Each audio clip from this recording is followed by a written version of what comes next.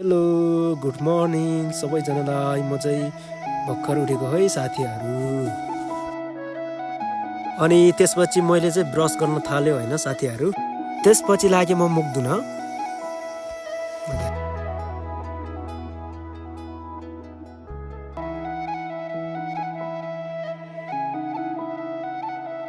मुख पनि धोएर सक्यो साथीहरू। अब म चाहिँ लाग्यो खुर्सानीमा पानी हाल्न।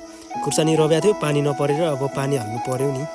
त्यो सानो चाहिँ टोइलेट हो है साथीहरू। अनि अब मान्छे बसेपछि त अब जताभावी हाक्नु भएन होइन, दिसा पिसा गर्नु भएन। अब एकदम सफा गर्नुपर्छ। मान्छे बस्नेको छेउमा भन्दा नि अलिक टाढा नै बनाउनु पर्छ त्यस्तो टोइलेटहरू चाहिँ होइन। अनि त्यसपछि म चाहिँ लाग्यो टक्क बाल्टिन लिनलाई। त्यहाँ बाल्टिन थियो अनि हिजो पनि पानी भरेको आधी मात्र रहेछ। अब त्यो दुइटै लगेर पानी भर्नुपर्छ है साथीहरू।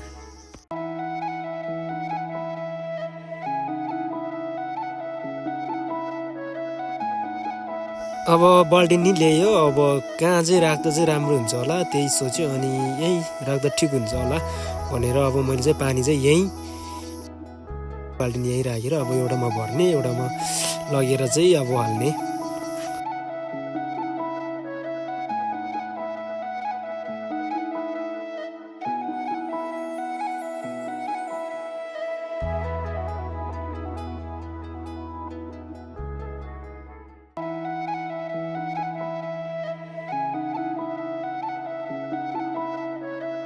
यो बिरुवाहरू नै अलिक सानो सानै भएको कारणले चाहिँ अहिले पानी हाल्नुपर्छ, किनकि पानी हालेन भने मर्छ यिनीहरू। पानी हालेर नि सक्यो। अब चाहिँ सालको पात टिप्न जानु पर्यो। सालहरू के भन्छ होइन। अब केटा हो भाइ र म जान लागेको अब माथि सालको पात टिप्नलाई होइन। ऊ पनि पारा दिँदैछ नमस्ते भन्दैछ। हामी चाहिँ अब रेडी भएर नि हिँड्न थाल्यो होइन। अब जानु भनेको माथि अब धेरै टाढा छ बाटो। अब लाग्नु पर्यो यारू। हाम्रो फर्म चाहिँ ऊ त्यस्तो देखिन्छ होइन साथीहरू।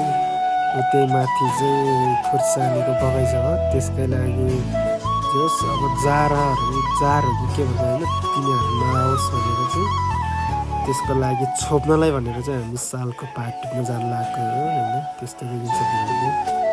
यतातिर नआएको नि धेरै वर्ष भएको थियो। अहिले त पुरै जङ्गल भएर बसेछ भनेको कोही नै होला सायद होइन। प्रायः मान्छे काठमाडौँतिरै बस्छ, उता सहर बजारमै बस्छ मान्छेहरू है। त्यही भएर पुरै जङ्गल भएको रहेछ। यति हिँड्दा पनि कस्तो गर्मी भएको हिँड्ने बानी नभएर होला सायद। अब हिँड्ने बानी चाहिँ गर्नुपर्ने रहेछ है साथीहरू, मात्र धेरै गाह्रो हुन्छ। माथितिर भ्यू चाहिँ बबालै देख्छ कि पुरै बादल चाहिँ आइपुगिसक्यो होइन। पोखरी भन्ने ठाउँमा, खासमा पोखरी हुनुपर्ने, पोखरी भन्छ हामी चाहिँ होइन यो ठाउँलाई।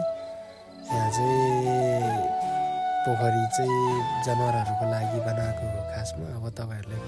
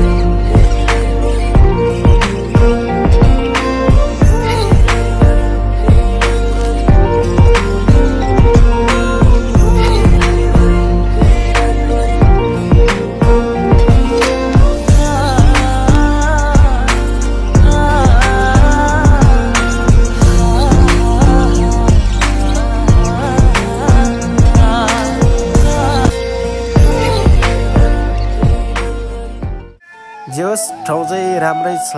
जेहोस् बुद्ध बराक बनायो भने चाहिँ एकदम बवाल देखिन्छ क्या।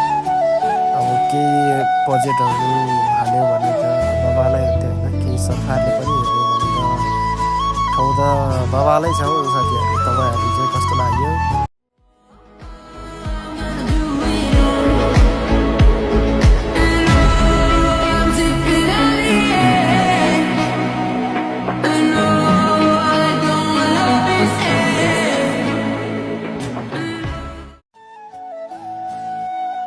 अब हामी चाहिँ आइपुगिसक्यो होइन सालको जङ्गलतिर। अब चाहिँ सालको पातहरू चोर्नुपर्छ, नत्र पानी पर्न सक्छ बेलुका होइन।